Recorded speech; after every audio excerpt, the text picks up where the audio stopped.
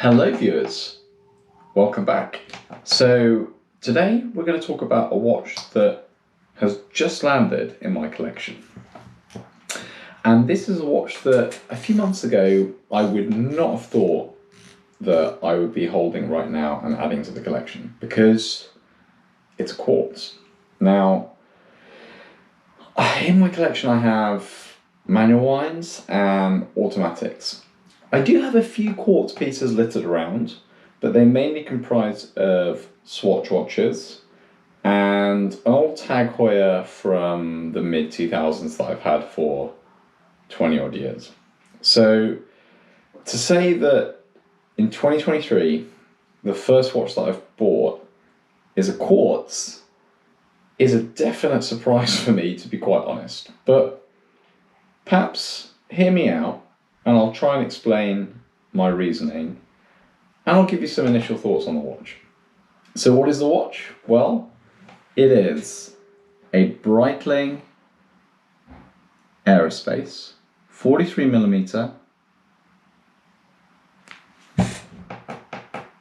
Evo Night Mission. And this watch is, this particular one is a 2017 piece.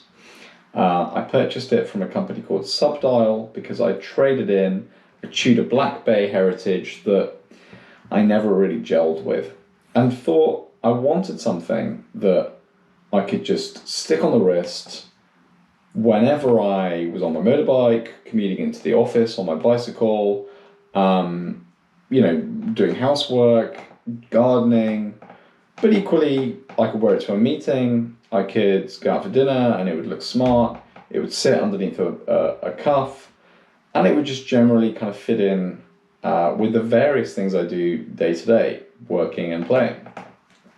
And the reasons I chose this piece were predominantly because it's rugged, it has some charm to it, and it's lightweight and practical. I don't really have a kind of DLC diamond-like carbon type coating watch, but I'm a big fan of titanium watches. I'll be posting a review of my Omega Planet Ocean that's titanium in a week or so. And I love the material for watches because it's lightweight, it has a lovely colour to it, although this is kind of like a dark colour because it's got this DLC coating. And ultimately, it offers kind of great flexibility because it's strong, it's got something that's a bit different to steel, and yet it's robust. So I thought I'd give this a go, but I was concerned. I was concerned that it would be a little bit too complicated to operate, and I was concerned that it wouldn't have any kind of real kind of presence when I put it on the wrist. So in terms of the operation, it's actually really simple. So the bezel is very simple. You can either pull it out or you can push it in. It's not a screw down crown. I said bezel there, but I meant crown. Sorry. The crown itself is, as I say, it's very simple. You can pull it out or you can push it in. If you push it in, you'll immediately be told the time via an audible Morse code type thing. Listen. It's 8:02, by the way. There's the 8 beeps for the 8.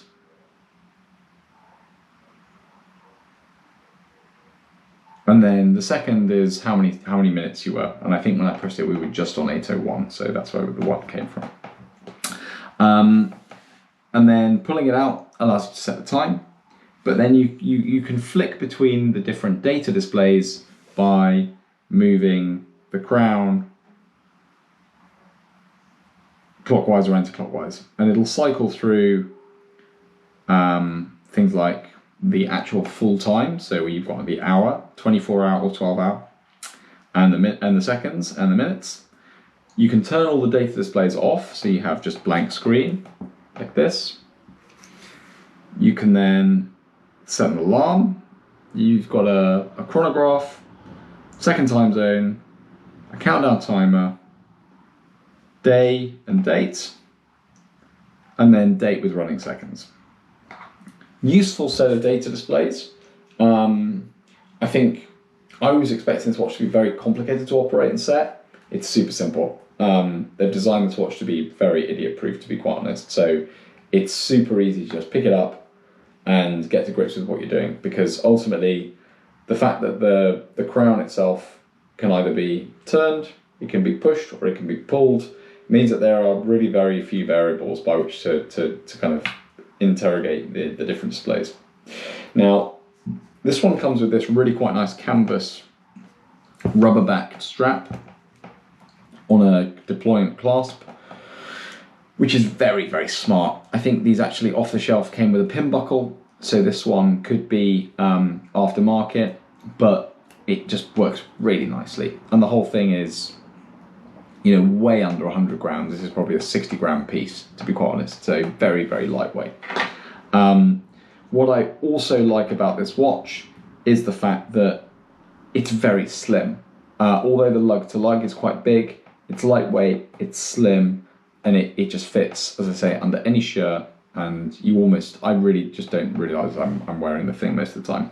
Super luminova in the dark, so it looks fantastic. Let's just try this out, see if you can see it.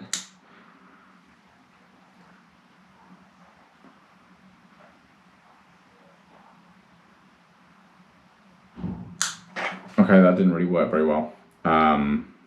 First time I tried that, so that was a bit of a failure. But then you have a backlight, so maybe let's try that. Let's try the backlight.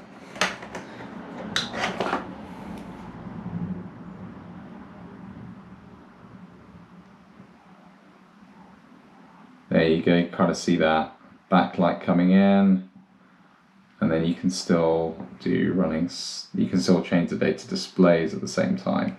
So that's kind of fairly effective. There we go. The first kind of drawbacks I can see with this watch are it's not cheap for a quartz, so there might be some people out there that don't want to spend upwards of £2,000 on quartz. Totally understandable. I think there'll be people out there that are frustrated by the lack of kind of activity tracking on this kind of watch, because I do sometimes think, should I have just spent, you know, a lot less on a fancy Garmin like the Fenix 7, for example, with a torch and with, you know, all kinds of different data. There's an argument for that, to be honest. It doesn't have the presence and the look of this thing, but it's not an unreasonable consideration. You have to be a real kind of watch aficionado to work out that this is a cool quartz, which I like. I like that. I like kind of under the radar pieces that are a little bit different.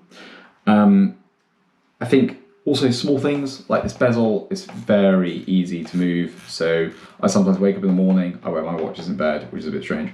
And it's like that, you know, crooked. I've obviously kind of like rolled on it or something, or, you know, had some weird kind of reflex in the night.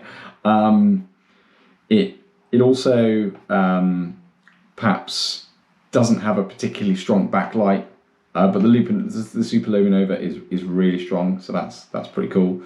I was also kind of expecting a little bit more of an interesting kind of engagement with the watch. Like the fact that everything is driven from the crown is quite interesting, but it maybe would have been interesting if they did something with the bezel, like similar to I don't know, Yachtmaster, or like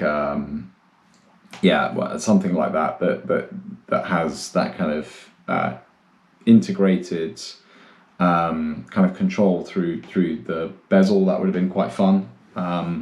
Something a little bit more interesting than just kind of doing everything from the crown anyway. That said, this watch is just going to be used as a beta, really, for me, which is crazy. I mean, it's £2,000. It's not a beta. I mean, I can't describe it as that. It's going to be used as a practical watch that will be basically taking the place of the Tudor that the Tudor Black Bay that I've just passed on and traded in for this. So holidays, swimming, and everything between work and play, this one will be doing me service on the wrist. So I'll provide an update in a few months, just to let you know whether it's still in the collection and how it's going. Thank you very much for tuning in, and if you've got any questions, please do leave them in the comments. Bye bye.